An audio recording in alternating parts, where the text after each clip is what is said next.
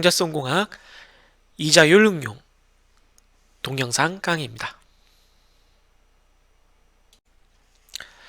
네, 학생들에게 대학 시절 동안 뭘 해보는 걸 추천하느냐? 라는 질문에 대답하고 있는데, 다양한 걸 해봐라. 한 개까지 이제 뭐 자기를 몰아붙이라는 게 아니라 한 개를 탐색을 해봐라.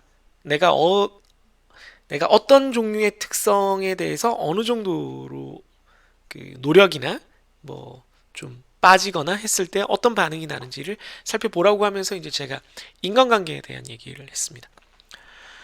어, 저도 물론 그랬었고 많은 학생들이 그럴 수밖에 없겠지만 앞에서도 얘기했듯이 지금 가지고 있는 인간관계에 좀 천착하게 돼요. 이게 표현을 정확히 하자면은 새로운 거를 막연히 좀 불편해하고 시도하려 하지 않고 기존에 있는 것이 그냥 좋다라고 생각하는. 물론 그게 틀리다는 건 아닌데 인생을 살면서 언젠가는 여러분들이 새로운 관계들을 만나야 되고 낯선 사람들, 내가 원치 않는 종류의 특성을 가진 사람들 혹은 뭐 원치 않는까지는 아니지만 내가 그다지 선호하지 않는 어떤 종류의 사람들이나 대화나 상황이나 그런 모임이나 그런 어떤 일들을 해야 되는 것들을 많이 만나게 돼요. 그 날들을 위한 훈련을 해야 된다는 거예요. 그러니까 훈련이라고 해서 막, 자, 너 너무 이제 그 설정에 빠져가지고, 자, 오늘은 말수가 없는 사람들과 대화를 하는 법을 한번 연구해 보겠어. 뭐 이런 식으로 하라는 게 아니에요. 절대 아니에요. 그런 건 절대 아니고, 그냥 뭐, 예를 들면 동아리 활동을 하는데, 요즘은 모르겠네요. 어떻게 하는 건지. 예전에 이제 제가 대학 다닐 때는 통신이나 뭐 이렇게 정보를 수집하는 게 많이 어려웠기 때문에 MT를 하러 가야 되면 이제 MT 선발대라 그래서 전날이나 심지어 그 전주 주말에 MT 장소에 가서 확인하고 방이나 이런 상태를 그러니까 1시간 걸려서 가서 확인하고 예약하고 성금 내고 돌아오는 그런 역할을 하는 학생들도 있었어요.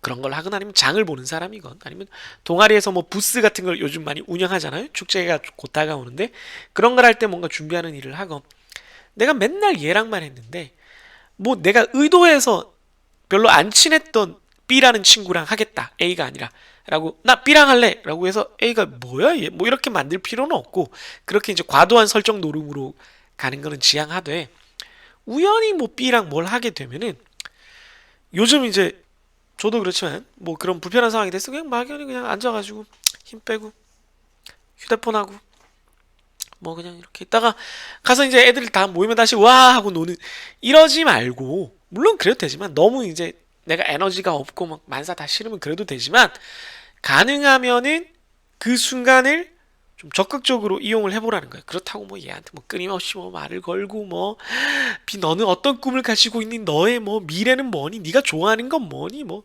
이렇게 막 1절, 2절, 3절, 4절 뇌절을 하라는 게 아니라 그냥 뭐 말 몇 마디 나눠보고 야 너랑 이런 데 오는 건 처음이다 그지? 뭐 어떻게 그렇게 됐네?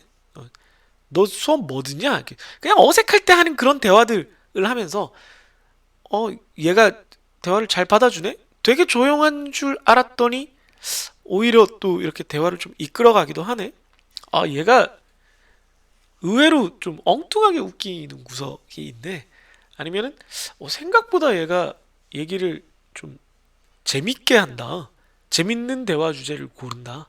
혹은 이 자식 내가 하는 게임을 하잖아. 좋은 녀석이었는걸? 뭐 이렇게 뭐라도 이렇게 발견하게 되고 혹은 그게 아니면 막연히 B라는 친구가 되게 인싸처럼 보이고 너무 재밌어 보이고 아 나도 저 인싸 서클에 좀 이너 서클에 들어가고 싶은데 아 B랑 오늘 뭘 하게 됐다. 되게 좋은데? 근데 나랑 같이 있는 동안에도 B가 계속 정서불안처럼 막 움직이면서 B가 계속 다른 친구들이랑 전화하고 카톡 내가 야 이거 애들이 음료수 사올 때 탄산만 너무 많이 사오지 말랬는데 그럼 우리 뭐 딴 거 뭐 저기 비타 500 이런 거라도 좀 사갈까? 계속 휴대폰 하면서 그래 그래 그래 이러면 이제 얘는 좀 둘 중 하나지 기본적으로 싸가지가 없고 사람 대하는 매너가 꽝이거나 아니면 나를 되게 싫어하거나 그래서 이제 또 이제 생각을 해보는 거죠 얘가 나를 특별히 싫어할 이유가 없다면 얘가 어떤 경우에 그냥 잠깐 에너지 피크가 올라가는 거지 진심으로 사람들에게 이렇게 뭐 관심을 두고 그 사람들이 좋아할 만한 행동을 하는 게 아니고 자기 흥대로 움직이는구나. 뭐 이런 걸 또 발견할 수도 있는 거죠. 뭐 꼭 그런 비가 나쁘다는 게 아니라 또 그런 비랑 잘 지내려면 흔히 말하는 또 그렇게 순간순간 피크가 올라서 흥이 나는 애들끼리 모여 있는 걸 내가 이너서클이라고 착각했구나. 쟤네들도 사실은 그렇게 서로 친한 건 아니구나. 라는 걸 알 수도 있고. 그런 것들에 대해서 좀 생각해보고 나는 그러면은 왜 저 이너서클에 들어가고 싶어 했는가? 혹은 나는 왜 조용한 애를 불편하다고 생각했는가를 좀 돌아보고 내가 진짜 인간관계에서 좋아하는 지점은 뭐였는지를 다시 한번 좀 재고 좀 정리하는 그런 기회로 삼을 수도 있다는 거예요. 또 뭐 그러면서 또 안 맞는 것 같은 애들이랑 또 잘 지내는 방법, 또 잘 맞았던 애들이랑 어디가 삐걱거리는 것들, 그런 것들을 찾아보라는 거죠. 그러면서 막 노력을 해서 오늘은 그래 교수님이 그렇게 얘기했으니까 요런 경우는 요런 케이스로 분석이 됩니다. 그러라는 게 아니고 사람이 다 일정하지도 않고 일정한 반응을 보이는 것도 아니니까 그냥 이런 일이 닥치면 내가 마음이 좀 이러네. 저런 일이 닥치면 내가 좀 그러네. 그럼 나는 뭘 하면 좀 회복이 되나? 뭐 이런 식으로 이제 생각을 하라는 거죠. 제가 이런 얘기를 한다고 해서 제가 100% 그렇게 살아가지도 않고 제가 제 마음에 대해서 100% 알고 있다거나 그런 것도 아니에요. 다만 20대 때 이런 거를 해보지 않으면 나중에는 해보기 힘들기 때문에 제가 지금 40 중반이 된 지금도 어떤 상황이 됐을 때 그때 얻은 습관들이나 그때 얻은 그 사고 회로가 여전히 쓰이고 있는 것들이 많아요. 그러면 그때 좀 더 다양한 걸 해봤으면 이런 경우에 나이가 40이 되고 50이 돼서도 어떤 일들을 겪으면서 좀 덜 당황하거나 흔히 말하는 좀 더 어른스럽거나 아니면 나 스스로를 좀 더 만족시키는 그런 그 마음의 뭐 행동, 운동, 마음 씀씀이를 할 수 있지 않을까, 마음 컨트롤을 할 수 있지 않을까라는 생각이 든다는 거죠. 궁극적으로 내가 더 행복해지기 위한 거니까 마음 공부라는 표현을 요즘 너무 좀 이상하게 쓰여서 좀 그런데 아무튼 그냥 일종의 자아 성찰, 나 자신을 탐구하는 그런 도구로서 인간관계에도 좀 다양하게 확대해 보면 좋다는 거예요. 그것 말고도 인간관계에 다양한 가치가 있죠. 그러나 어쨌든 그 과정에서 주로 생각할 거는 다른 사람이 아니라 나라는 주체라는 겁니다. 네. 더 이상 길게 안 할게요. 그럼 자꾸 얘기를 길게 한다고 그래가지고 네. 여기서 끊어가도록 하겠습니다. 네, 이자율 응용 파트인데요. 실효 이자율 계산까지 봤어요. 예제까지 봤는데 이제 응용하기라고 대놓고 적혀있죠. 이미 이자율 응용인데 뭘 또 응용한다는 거야? 그게 아니고 좀 확대 적용을 해보자는 거예요. 확대 적용하는 문제가 실제로 다른 기출 문제나 다른 교수님의 책들에는 많이 나오진 않는데 저는 이게 중요하다고 생각해요. 왜냐하면 실제 이런 문제를 풀어야 되는 상황도 물론 있고요. 이걸 통해서 우리가 공식에서 굳이 벗어나는 상황을 어쩔 수 없이 만나게 되거든요. 한번 보겠습니다. 지불기간, 실효이자율을 적용하고 싶은 기간이 그걸 이펙티브 오타가 났네요.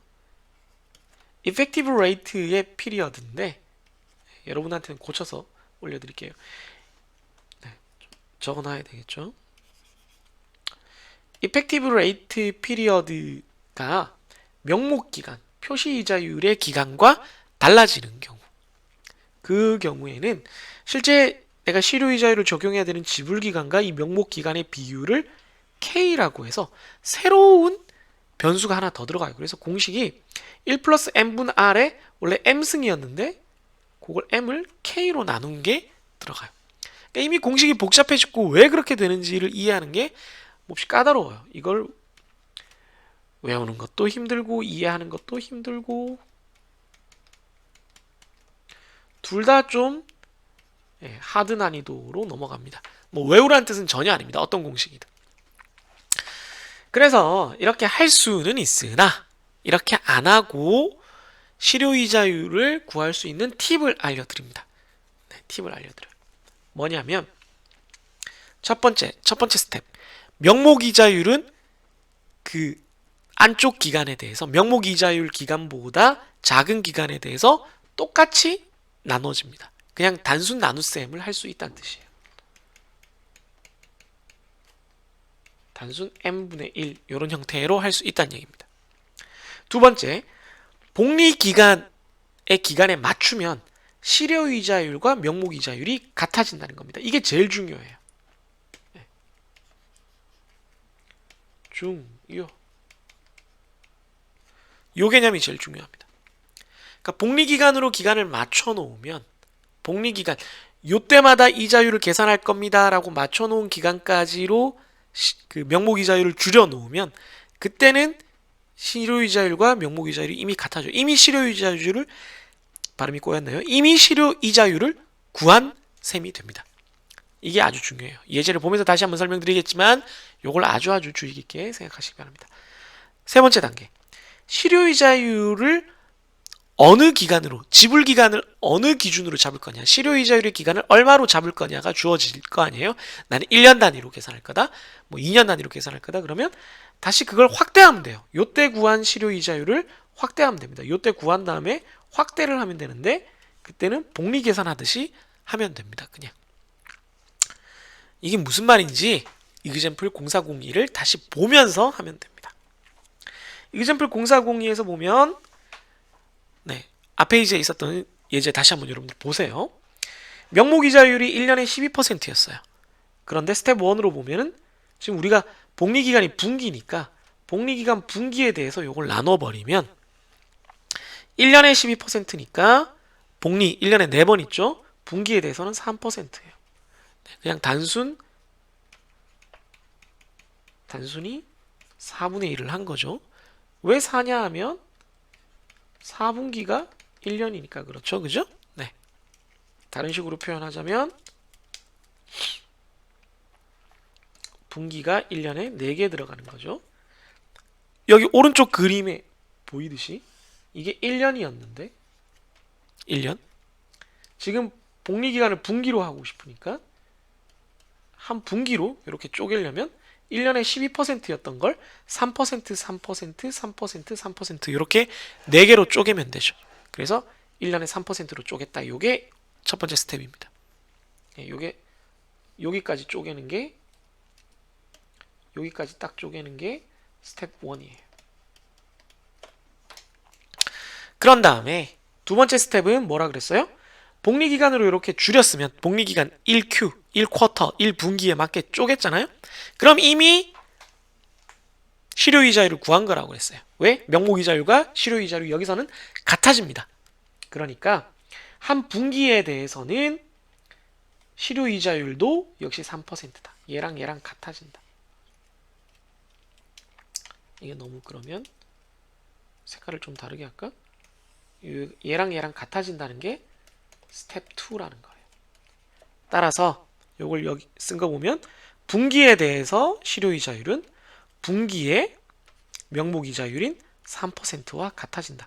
여기서 구한 걸 그대로 쓸 수 있게 된다라는 겁니다. 이해됐죠? 복잡한 계산은 없죠, 그죠? 그냥 N빵 했고 두 번째 단계는 그냥 이거 실효이자율도 이거다라고 선언해 준 거에 지나지 않아요. 그 다음 세 번째, 이제 우리가 원하는 기간이 뭐냐? 그래서 네가 원하는 실효이자율 기간은 뭐냐? 내가 원하는 실효이자율은 지금 요 문제에서는 똑같이 1년이야. 그럼 분기를 다시 1년으로 늘리면 되겠네. 어떻게? 하나, 둘, 셋, 넷. 4번 해주면 돼. 그런데 그냥 단순 4배 하는 게 아니라 복리 계산할 거니까 이자를 요때 주고 또 이자가 붙고 또 이자가 붙고 또 이자가 붙고 4번 복리 계산을 하면 된다는 거죠. 그래서 곱하기 4가 아니라 4기간 복리를 계산해 주면 된다는 거예요. 요게 스텝 3입니다. 네, 요게 스텝 3가 되겠죠. 그러니까 요 3%를 4배 해주는 거죠. 그래서 그걸 보면은 1년의 이자율을 구하는 것은 분기 이자율에다가 분기를 다시 1년으로 보내는 거죠. 이걸 분기 Q를 1년 Y로 바꿔줄 때 4개가 들어간다는 거예요. 이렇게 했더니 1.03에 4승이면 1.12551 1을 빼주면 12.551이 나온다. 똑같은 계산이지만 쪼개서 이렇게 단계 보면 좀 느릴 수도 있어요. 좀 느릴 수 있는데 여러분들이 각각의 개념을 이 그림처럼 명확하게 이해하고 실수를 안 하게 된다. 실수를 안 하게 된다는 거예요. 게다가 이걸 이용을 하면 이 확대 적용도 엄청 쉽게 풀린다는 겁니다. 우선 이렇게 확대 적용 보기 전에 이 팁을 가지고 이그젬플 0402를 다시 한번 확인을 해보죠. 보시면 앞에서 이펙트로도 구하고 뭐 공식으로도 이미 구했는데 우리가 예제에서 본 것 중에 스텝 1, 이 3%로 나누는 거예요. 네. 요 12%를 분기로 쪼개야 되니까 4로 나눴습니다. 그럼 3%가 얼마의 이자율? 분기의 이자율이에요. 근데 요거는 이미 실효이자율이랑 똑같다. 이때는. 왜? 복리기간에 다 맞췄으니까. 그러면 얘가 우리가 명목이자율을 그냥 내조각한 건데 요게 스텝 1인데 얘가 이미 실효이자율이다 라고 선언하는 게 스텝 2예요. 스텝 2에는 그러니까 아무런 계산이 안 일어나요. 그냥 선언을 그렇게 하는 거야. 그 다음 스텝 3는 얘를 1년으로 바꿔야 되니까 요 3%에다가 다시 1년으로 늘리는 복리가 1년에 4개 들어가니까 4승 빼기 1. 그러니까 잘 뜯어보면 이거랑 공식이랑 내용은 똑같아요. 근데 쪼개놓은 거야. 쪼개놓으면서 여러분들이 안 헷갈리게 하는 거야. 그러면서 확대 문제 같은 경우는 더 쉽게 풀 수 있는 거예요. 이해되셨나요? 이 페이지가 굉장히 중요해요. 앞에 공식 몰라도 이 실효이자율 구하기 팁만 여러분들이 잘 알아두시면 공식 다 몰라도 풀 수 있어요. 시간이 조금 더 걸릴 뿐이지. 그래서 여러분들이 이 파트를 개념 이해하듯이 좀 잘 공부를 해놓기를 바랍니다. 너무너무 중요해서 강조를 하고 싶네요. 이펙티브 오타가 아니었잖아. 왜 이걸 오타라고 생각했죠? 죄송합니다. 이 페이지 넘어가기 전에 다시 확인했네요. 이펙티브 맞는데 이걸 왜 오타라고 생각했죠? 이펙티브 레이트 피리어드 맞습니다. 막판에 좀 스타일을 구겼네요. 막판이 아니라 스타일을 구겨놓고 막판에 그래도 확인을 했네요. 계속 보도록 하죠. 네, 그래서 확대 기간이 다른 실효이자율 공식을 한번 쓰는 걸 보겠습니다. 명목이자율은 연 9%이고 R이 밑에다 다 적어놨으니까 R이 1년에 9%예요. 1년에 9%. 월 복리로 계산한다. 그러니까 복리 기간이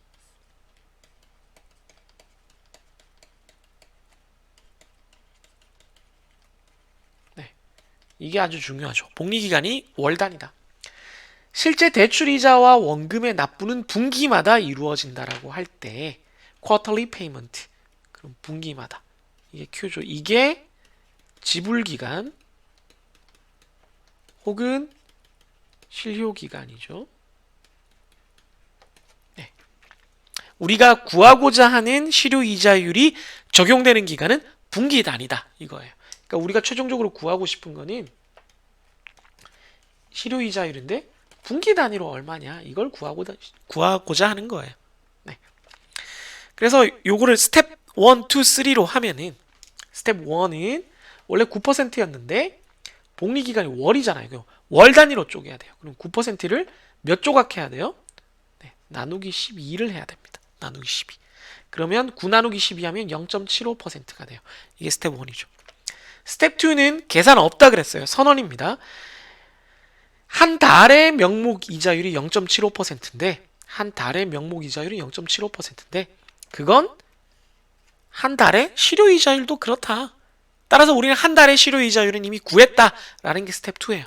한 달의 실효이자율은 얼마다? 0.75%다.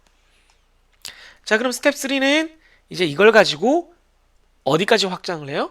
분기까지 확장을 하면 됩니다. 우리가 구하고자 하는 건 분기니까 분기까지 확장을 하면 되니까 분기라는 거는 한 달이 3번 들어간 것이니까 분기는 석 달이니까 3번 들어간 것이니까 계산을 하면 월 이자율이 0.75%, 0.0075니까 이걸 3승을 하면 1.0227, 1을 빼주면 분기에는 2.27%가 돼요.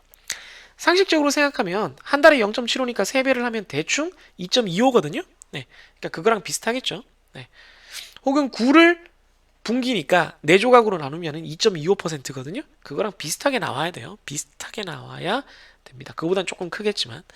그래서 이렇게 계산을 하면은 여러분들이 조금 시간이 걸려도 실수를 덜 할 수가 있어요. 이렇게 팁을 이용해서 하면은 저는 굉장히 추천하는 방식인데 여러분이 안 헷갈리고 내가 뭘 구하는 건지 명확하게 알 수가 있어요. 근데 그렇게 안 하고 공식을 굳이 쓰자면 R분의 M을 하면은 복리기간이 12예요. 1년이 12달로 이루어져 있으니까. 그런 다음에 이제 K가 문제인데 K가 명목기간은 1년이에요. 그런 다음에 지불기간은 1분기. 지불기간이 1분기죠. 그래서 4가 됩니다. 그래서 1 플러스 9%에 9%를 12로 나누고 이러면 위에서 구한 거랑 똑같아요. 여기가 0.75%가 되고 그 다음에 12를 4로 하면 3이 나오죠. 결국은 똑같아요. 똑같은데 이걸 한 번에 공식으로 하려고 이렇게 하다 보면 이게 맞나 계속 헷갈려요. 그런데 그러지 말고 한 단계 한 단계 한 단계 적어가면서 하면은 안 틀린다. 이 얘기를 하고 싶다는 겁니다. 스프레드시트로 다시 한번 살펴볼게요. 0403 보겠습니다. 명목이자율 9%고요. 복리기간 월, 복리빈도 따라서 12고요. 지불기간은 분기, 따라서 지불빈도 K는 4입니다. 그래서 공식을 사용하면 이렇게 돼요. 1 플러스 R 나누기 M. 그 다음에 이걸 승수를 하는데 M 나누기 K. 그 다음 다 한 다음에 빼기 1. 이 전체를 빼기 1을 해주면 2.27%가 나오죠. 우리가 원하는. 그렇게 하지 말고 스텝 1. 어떻게 한다고요? 이 9%를 복리빈도에 맞게 12조각을 합니다. 12조각을 하면 0.75%가 월 명목이자율이에요. 스텝 2. 이 월 명목이자율은 이미 월이 복리기간이니까 실효이자율이기도 하다. 월 실효이자율은 0.75%다. 난 실효이자율 구했다. 라고 선언하는 게 스텝 2예요. 스텝 3. 이제 우리는 이걸 실효이자율을 한 달이 아니라 분기, 즉 석 달로 확대를 해야 된다. 확대하려면 1 플러스 0.75를 석 달이니까 3승 해주고 빼기 1을 해주면 된다. 라이트. 그러면 똑같이 2.27%가 나온다. 그러니까 실제로 엑셀로 할 때는 스프레드시트로 할 때는 한 줄만 더 쓰는 거예요. 덜 헷갈려요. 이게 진짜 덜 헷갈립니다. 여러분들 제 말을 믿고 한번 따라와 보세요. 그리고 아까 살짝 얘기했지만 여러분들이 계산을 대충 맞게 했는지 확인하는 방법은 결국은 1년을 분기로 바꾸는 거니까 이렇게 하면 대충 2.25%가 나오니까 이거랑 비슷해야 되거든요. 답이 비슷하게 나오는지를 확인해 보라는 겁니다. 네, 계속 보도록 하죠. 그 다음 연속복리입니다. 연속복리. 이 연속복리 중요하죠. 연속복리는 이제 연속복리 개념을 설명하기 위해서 요걸 좀 얘기를 해야 되는데 지금 보면은 바로 위에 보면은 여기서 복리기간이 분기일 때는 12.51%였고 1년에 12%짜리가 복리기간이 월일 때는 12.68%였어요. 그러니까 복리기간이 월일 때 조금 더 컸죠. 그러니까 잘게 쪼개면 조금 더 커져요. 자, 그럼 방금 제가 뭐라고 했냐면 쓱 보면서 두 개의 예제를 다시 보면서 뭐라고 했냐면 잘게 쪼개면 이걸 다시 말하면 복리기간이 줄어들면 이건 다른 말로 복리빈도는 늘어나겠죠. 횟수는 늘어나. 잘게 쪼개면 어떻게 된다고요? 실효이자율.